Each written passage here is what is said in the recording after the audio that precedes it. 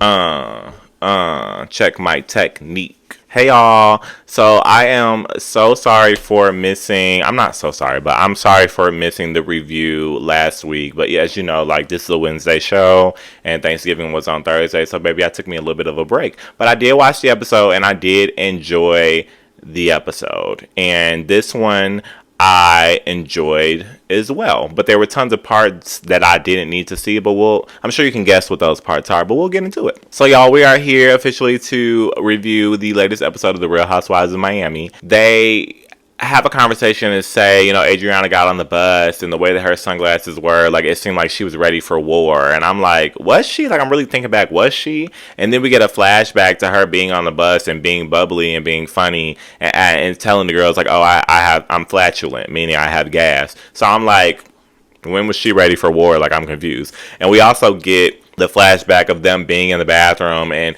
Mary Saul saying, like, oh, she's flatulent, watch out. Which, look, the context of it, not the content of what she was saying, not a big deal. But it's clear that Adriana knows that Mary Saul doesn't like her. So anything that Mary Saul says about Adriana is going to have some shade and some dislike in it. So obviously, and Adriana is sensitive. So obviously that's why she got bothered.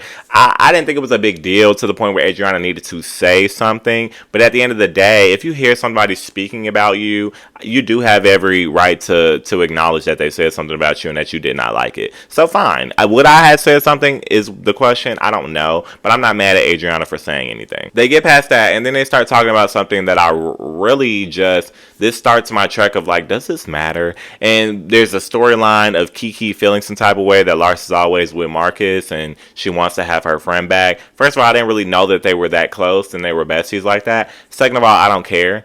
And I'm wondering because I like Kiki, so I'm wondering if I don't care because it has to do with Larsa. But even outside of the Larsa, I'll give her a pass for right now.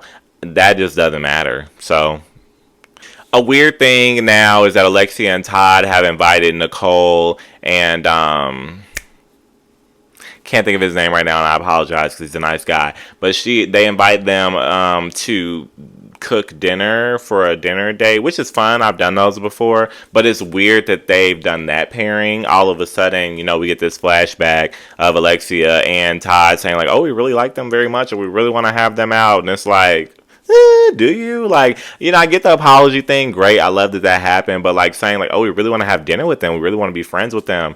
Okay. Like, I never get that inclination. But, okay. And while they're there, they do discuss the apology. I thought it was cute, though, that Todd added in the chocolates and the flowers because it obviously was a point of contention between him and the guy whose name I just still cannot get back in my head, and I apologize. But I thought that was a funny callback. I never watched the video. I don't have 7 minutes in me to watch an apology, so I can't necessarily jump onto the jokes as well. But fine.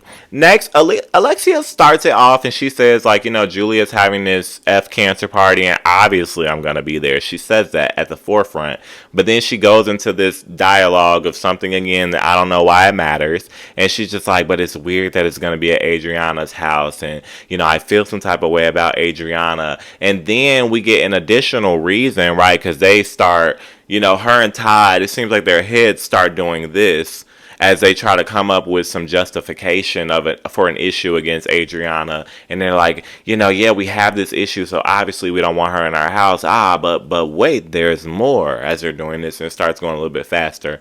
And they're like, but just like there are other factors, like the energy of the group just isn't right. Like, we just don't want to be around that. And Nicole's like, look, I don't know what the reason is, but obviously, you get a tons of different stories and the truth is somewhere in there. So I'm going to imagine that it is as well.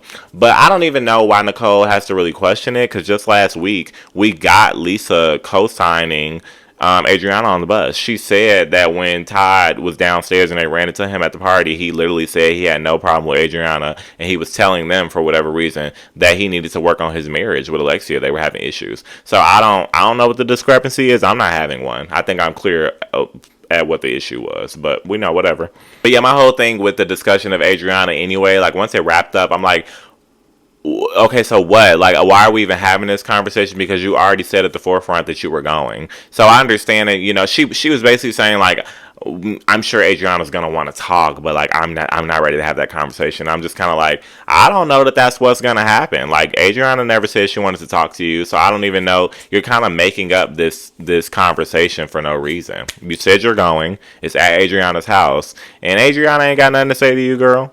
Genuinely, are there people that care about the whole Larsa and Marcus storyline thing? We get Julia and Adriana. They're going to get the ketamine shots for Adriana.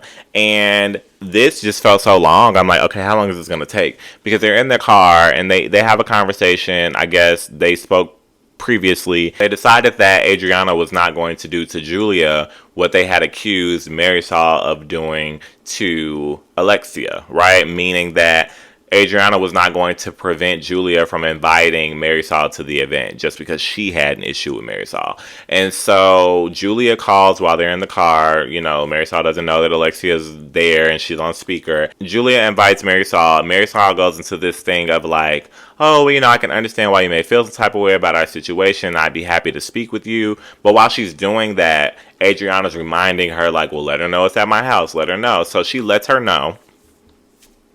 Story changes, baby.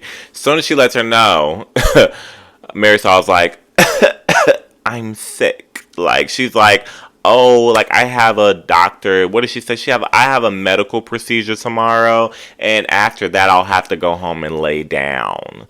I'm going to start using the hell out of that, okay? Because makes sense to me. Like, first of all, sometimes I walk to my kitchen and I need to just go lay down. So I completely understand. Like, need to lay down, can't make it to the function. Great. So obviously, Adriana being sensitive and it being Marisol, again, she's very upset about it. I like Julia's stance on it. Like, she's like, I'm just trying to move on. Like, we know what it is. Like, just give her the benefit of the doubt. Maybe she really does have this procedure. Like, it really just is what it is. Let's just move on. And after some kicking and screaming, Adriana does agree to move on. I wasn't exactly sure what to take from the ketamine treatment because at first I wasn't. Like, they were in the car for so long having the dialogue while they were on the way. So I'm like, oh, this is the scene. We're not going to get the treatment. This is the scene. But then we actually do get it. So I'm barely even paying attention at the beginning of it. And then I start paying attention, and it's a part where, like, Adriana was, like, laughing and having fun, and her legs are all curled up. And I just thought that was funny because I'm, like, mood, right? Like, I love to just be having a good time, be curled up on my couch, and my legs all bundled. So I'm cracking up. And then it switches. Like, instantly, and she gets very emotional, and so I get very emotional. Like, watching people get emotional and like go through things, you can actually like tell it's authentic and it's really affecting them. That makes me sad. So I was getting like emotional, and then I'm double watching people get emotional because Julia's getting emotional for her from watching her friend. So I'm like, this is a lot. So I just wasn't sure what to take from it. Like, I always think like, what's next? That's just the way my brain works. And so I'm just thinking like sequentially, like, is this gonna play out in a story like I'm interested to see? But I don't know. That's all. But interesting. Back to more things that don't matter. They're at this event, and I'm not necessarily sure what the event was, but Larsa's there with Marcus. We didn't get any indication or context that this was supposed to be like a girls' event or anything. It wasn't even a full cast, so like I don't know, but I guess it was just supposed to be girls hanging out. That was Kiki's understanding. And so Kiki get there and she's like, I didn't know that Marcus was gonna be here. Like, I just wanted to be us girls. Okay, like, again, like, this storyline really just has nowhere to go. Like, it really just does not matter. But Larsa did say something that I thought was interesting. She says she's tired of just hanging with the girls at this point. It's been 5 years, and now, like, when she goes out, she wants to be with her man. I don't like that. Like, ugh, no, girl. You need to be able to go out just with your friends. Like, that's crazy. To even say, like, oh, well, then Kiki needs to get a man if she wants to hang out. Ugh. Like, let's not do that. Oh, my God, I hope my friends never do that. But Lisa shows up, and now she's got to spill some tea that I guess, I think it said a week before or something like that. I don't know. Some scene that we didn't see. But they gave us a piece of it, so fine. But something we didn't see was that Lisa went out with GUERDY and Adriana. And she basically said to GUERDY, like, I'm not going to tell you how I know, why I know, when I know, who I know, but I know that you're going through some issues right now, and I just want to make sure you're good. And she goes even further to say, like, I know that, there are health issues, and you told us that we're all you're gonna need all of us. Like, I'm just trying to make sure you're good. And Gertie's like, I know who told you, like, girl, Larsa told you, and that's all an issue. And it's also an issue because you're broaching this conversation with me by telling me, like, you're not gonna give me all of the information as to how you know this about me, but you want me to give you more information about it. That's weird. Like, that would piss me off too. So it bothered me that Lisa brought it to Kiki and Larsa, basically saying, like, oh, well, Gertie was pissed when I brought it up. She should have been. Like, you brought it up in a very weird way. And then also she's finding out that Larsa told her business. So interestingly enough, though, in that conversation, Gertie says, like, I was testing her. Like, I just knew, like, that would be the person. Like, if I told her, she would go tell other people. I don't know if I buy that, right? Like, maybe, right? But I don't think she was really testing her. I think she was just saying that she was just feeling some type of way. She was just talking, but she said it. And Lisa relayed that message to Larsa, and Larsa's like, well, that's weird. Like, why would you be testing me? And then she gets to a point where I just realized that the thought process cannot be there. Like, there can't be any type of way that it exists, because she then says, like, when you're sick, like, you shouldn't be wanting to be emotional and stuff like that. And I'm like, okay, valid point, but ooh, I feel like we are on that line. And I feel like, ooh, you're Larsa, we know how that mouth works and that brain does what that brain does, so you should probably just stop here. She doesn't stop there.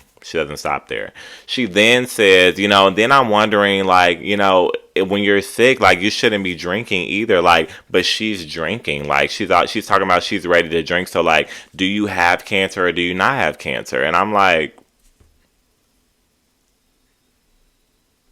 what? Like, my whole thing is, like, for Larsa to even ask that, like, that automatically took me to, like, okay, she's been living in Kardashian land for too long. And that's all that I'm going to say about that. Like, if for you to even have to question something like that, like, maybe she thought it was just for storyline, it was just for television, it was just made up for, dramatic pause, for, dramatic effect. Okay, then I feel like that's because of where you come from. That's the best benefit of the doubt that I can give Larsa. The main cast event and Gertie having this information, she's obviously upset with Larsa, and she's at the party and she's having a conversation with Alexia about it. And Alexia's, basically trying to calm her down and let her know, like, yes, she brought it up. Yes, she told everybody, but it was very much so to the side. And, like, I feel like it was coming from care. And we do get a flashback of her kind of telling everybody it was excessive, right? She did tell everybody, including people not in the group. It wasn't like in front of the press or anything like that. Fine, I guess, semantics. But she told everybody at the end of the day. And but Alexia's whole thing is, like, it was really coming from a place of concern. And Nicole's like, not so fast. And Nicole reveals, I guess, that Larsa, well, if we thought that it was over and just the confessional stuff happened, Larsa actually called Nicole and asked, like, oh, you're close with Gertie. Like, literally put it out there, like, you're close with Gertie, so you would know, like, is this real? And I automatically thought, like, oh, this is an off-camera conversation for Larsa. Like, Larsa is used to this from that show that she used to be on. And she's like, is this real? Like, is this what's happening? Like, does she really have cancer? And I'm like, man, that's really crazy. And I'm just wondering, like, if she asked Nicole that in confidence, like I said, like a real off-camera conversation, and she didn't think that was going to come out. I'm interested to hear more about that. The whole group finally shows up. They get together. Alexia spoke to Adriana. And again, I'm like, so why were you popping all that stuff? Like, oh, Adriana's going to want to talk, and I don't want to talk, and I don't want drama. Adriana is shocked that you even spoke to her.